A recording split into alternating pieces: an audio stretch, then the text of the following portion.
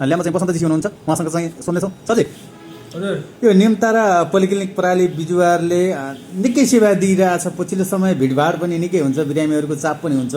हामी आज यहाँको ल्याबमा आइरहेका छौँ। यो ल्याबमा रहेका यो मेसिनहरूले कुन मेसिनले के काम गर्छन् यसो दर्शकहरूलाई जानकारी गराउनुहोस् त। के कस्ता मेसिनहरू छन्, के कति पर्छ होइन?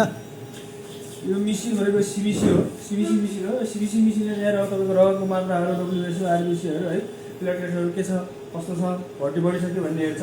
यसले चाहिँ सिबिसी मिसिन हेर्नको लागि ब्लड मिक्स गर्ने काम गर्छ। यसलाई रोलर भनिन्छ।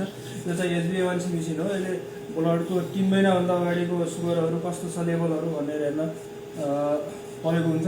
यो चाहिँ चेक गर्नलाई एकदम इम्पोर्टेन्ट चिज सेन्ट्रिफ्युज मिसिन हो। ब्लडलाई घुमाएर रोटेट गरेर सिरम निकालेर हामीले चेक गर्छौँ। यो चाहिँ हाम्रो बायोकेमिस्ट्री एनालाइजर भन्छ, सेमी एनालाइजर भन्छ। यसले सिम तपाईँको सुगरहरू, युरिक एसिडहरू भयो होइन, LFT RFTहरू हुन्छ। यो दुइटै हो। यो चाहिँ इलेक्ट्रोलाइट हो। शरीरमा भएको नुनको मात्राहरू है, के छ, कस्तो छ, सोडियम पोटासियमहरू हेर्ने काम गर्छ।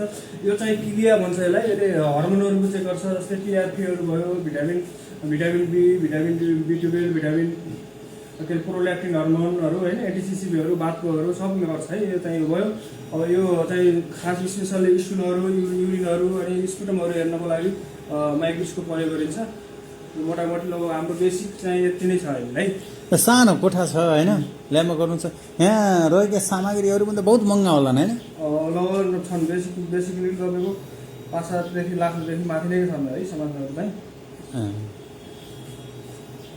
अनि यति बेला यो भिडियो हेरिरहनु भएका दर्शकहरूले के भन्न चाहनुहुन्छ तपाईँ? एकचोटि निमतारा पोलिक्लिनिकमा आएर भिजिट गरिदिनु होला, सेवा लिनु होला। सेवा सुविधा कस्तो छ एकचोटि सेवा लिएर यसको विश्लेषण गरिदिनु होला भन्न चाहन्छु। धन्यवाद।